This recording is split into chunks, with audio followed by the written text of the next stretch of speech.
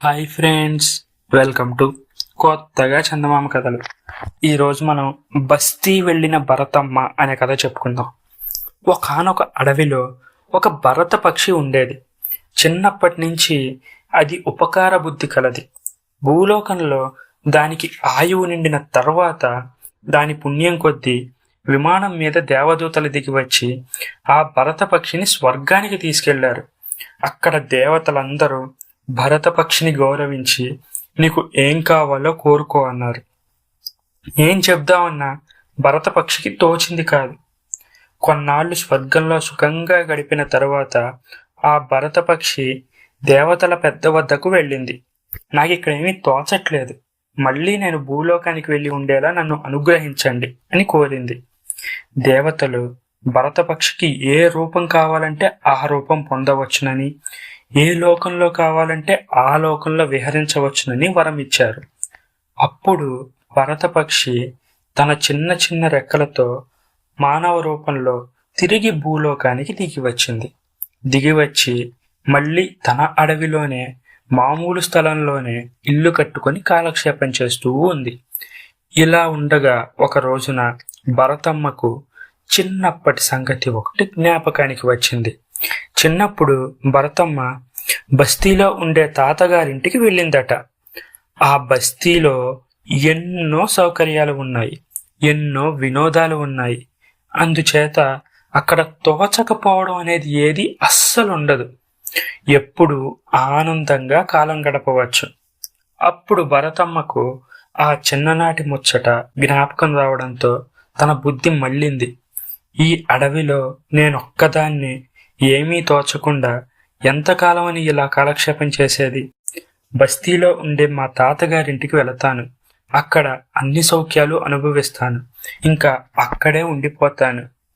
అసలు ఈ అడవికి మళ్ళీ తిరిగి రానే రాను.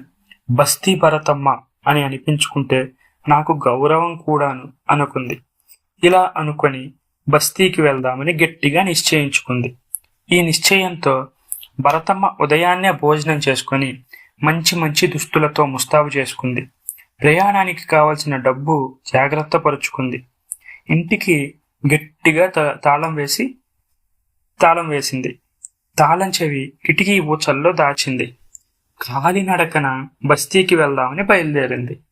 తీరా బయలుదేరి 2 అడుగులు వేసేసరికల్లా భరతమ్మ, ఓ భరతమ్మ అంటూ ఒక లేడి పిల్ల పరిగెత్తుకు వచ్చింది.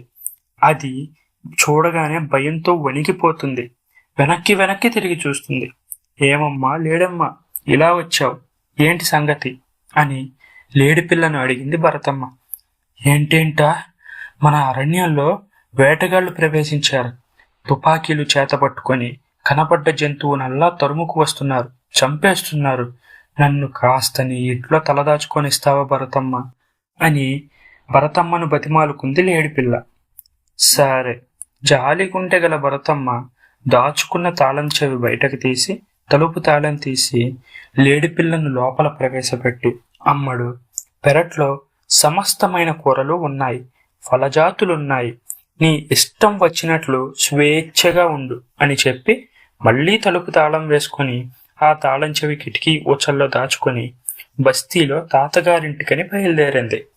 తీరా బయలుదేరి 2 అడుగులు వేసిన వెంటనే భరతమ్మ, ఓ భరతమ్మ అంటూ ఒక దీనాలాపం వినిపించింది. మళ్ళీ ఎవరో ఆపదలో చిక్కుకొని ఉంటారని అనుకుంది భరతమ్మ.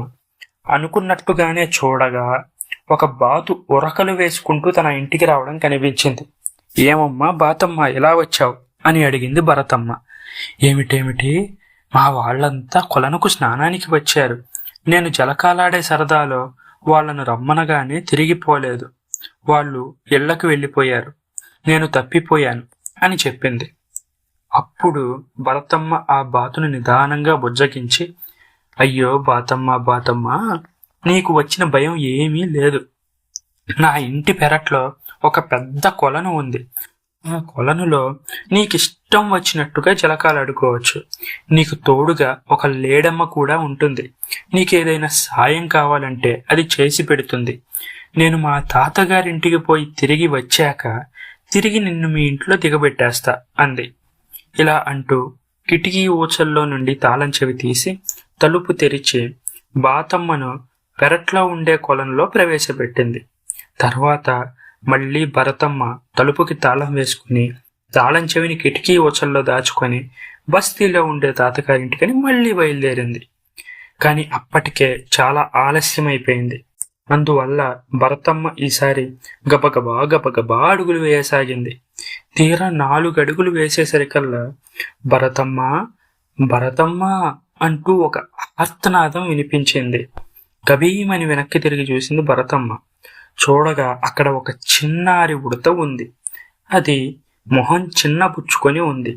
దాన్ని చూసి ఉడతమ్మ ఏంటమ్మా ఇలా వచ్చావు అని అడిగింది. ఏమిటేమిటి, వర్షాకాలానికి సరిపడేటట్టుగా తిండి తెచ్చుకొని చెట్టు దొరలో దాచిపెట్టుకున్నాను. గింజలు పోగు చేసుకు వద్దామని నేను పోయి వచ్చే లోపల ఎవరో దొంగలు నా ఇంట్లో పడి ఒక్క గింజ కూడా లేకుండా ఇల్లు దోచుకుపోయారు. ఇన్నాళ్ల నా రెక్కల కష్టం వృధా అయిపోయింది. పైగా కనీసం ఈ పూట వంటకు కూడా నా ఇంట్లో గింజలు లేకపోయాయి అని తన గోడు అలపోసుకుంది. ఇందుకు భరతమ్మ, ఓస్ ఈ పాటి దానికి అంత విచారం ఎందుకు ఉడతమ్మా? మా ఇంట్లో ఎంత తిన్నా తరగని ధాన్యపు గింజలు, పప్పు దినుసులు నిలవ ఉన్నాయి. నీ ఇష్టం వచ్చినంత కాలం నాతో పాటు ఉండవచ్చు. నేను మళ్ళీ వచ్చేదాకా నీకు లేడమ్మ, బాతమ్మ, సాయం కూడా ఉంటారు అని చెబుతూ కిటికీ ఊచల్లో నుంచి తాళం చెవి తీసి తలుపులు తెరిచి ఉడతమ్మను గదిలో ఉన్న గాదెల వద్ద ప్రవేశపెట్టింది. భరతమ్మ మళ్లీ తలుపుకు తాళం వేసి తాళం చెవిని కిటికీ ఊచల్లో దాచింది. తాతగారింటికని మళ్లీ బయలుదేరింది. కాని అప్పటికే సాయంకాలం అయిపోయింది. బయలుదేరి అలా ఒక్క అడుగు ముందుకు వేసిందో లేదో కాని వెంటనే భరతమ్మ మనసు మారిపోయింది. ఆ పట్టున తిరిగి ఇంటికి వెనక్కి వచ్చేసింది. కిటికీ ఊచల్లో దాచిన తాళం చెవి తీసింది. తలుపులు తెరిచింది. దుస్తులు మార్చేసుకొని ముస్తాబు తీసివేసింది. హాయిగా పడక కుర్చీలో కూర్చుంది. నా ప్రదేశమైన ఈ అడవిలో తోటి జీవులన్నీ ఎన్నో కష్టాలు పడుతున్నాయి. వాటి బాధలు చూస్తూ నేనెలా ఇల్లు వదిలి వెళ్ళేది? నా నేస్తాలు కష్టాలు పడుతూ ఉండగా నేను బస్తీకి వెళితే అక్కడ మట్టుకు నాకు సుఖంగా ఉంటుందా? ఇదే నా బస్తీ, ఇదే నా స్వర్గం. నేనింక తాతగారింటికి పోను, మరి స్వర్గానికి పోను. నా నేస్తాలకు తోడుగా ఉంటూ ఈ అడవిలోనే ఉండిపోతాను అని అనుకుంది. చిన్నప్పుడు ఎప్పుడో వెళ్ళి వచ్చిన భరతమ్మ మరెప్పుడు బస్తీలో ఉన్న తాతగారింటికి వెళ్లాల్సిన అవసరమే లేకపోయింది.